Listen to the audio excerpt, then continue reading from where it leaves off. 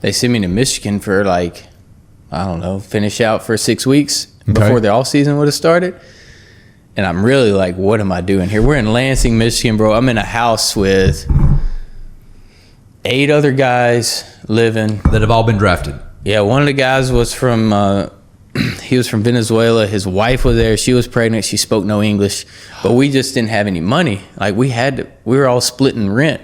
8 guys in the house. I slept on an air mattress alongside a guy named Chad Gerardo, who I played Mississippi State with, in a kitchen.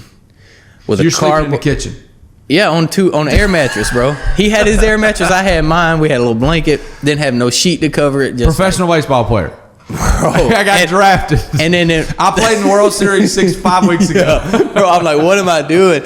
We had a little couch in the front, like had a little porch area, and we had one of those little grills, and we would like cook steaks out there. We felt like we was doing it, you know. Next door in the where would have been the dining room was my now financial advisor, whose name's Kevin Patterson. He played at Auburn. He roomed with us, and upstairs was another 5 guys and a wife, and like we're paying like $100 a month trying to get by. I was making like $400 or $500 every 2 weeks. Oh my gosh! So less than $1,000 a eating month.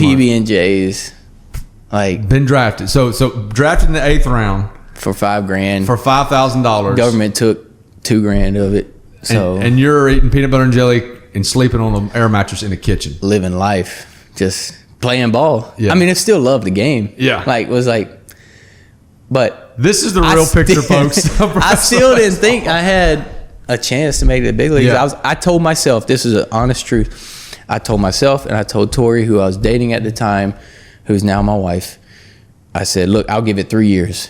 I'll reevaluate after 3 years. Yeah. If I think I'm going to get to the big leagues, I'm going to do whatever I can during that 3-year span to get there. Anything. If I don't, I'm going to reevaluate. If I think it's unrealistic after 3 years, I'm out. I'll go work. If I think it's realistic, I'll keep going. Or if I've made it at that point, I'll keep going. So fast forward, one off season, took classes, went back to Starkville, tried to finish up my degree. Went to spring training the next year. They sent me right back to Michigan, low A. So the way baseball works, I mean, you got low A, we got rookie ball, you got low A, high A, double A, triple A, big leagues. So there's like, and there's so you're one step from the basement. Yeah, there's like 4 or 5 other teams in front of me before I get to the big leagues. Wow. I mean, every team's got 25, 30 guys. Yeah. So they send me back. I went pitch a month in low A. I get bumped up to high A. Okay. So I'm thinking, all right, well, this is good, you know. Yeah. 2 months in high A, get bumped up to double A. Okay. Make 1 start. They say, call me in the office. It was a trade deadline. I thought I was getting traded. They said, hey, you're going to triple A.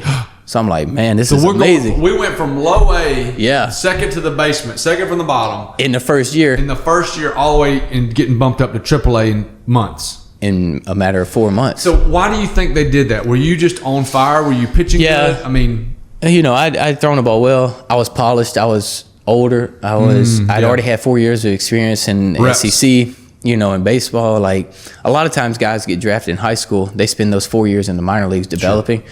I was fortunate enough to develop in college. With great coaching and great great coaching. Playing against good competition. Great food, great atmosphere, all of it. So AAA, and then the end of the season was upon us. Like 5 days before the end of the season, they called and said, hey, we're putting you on the big league roster.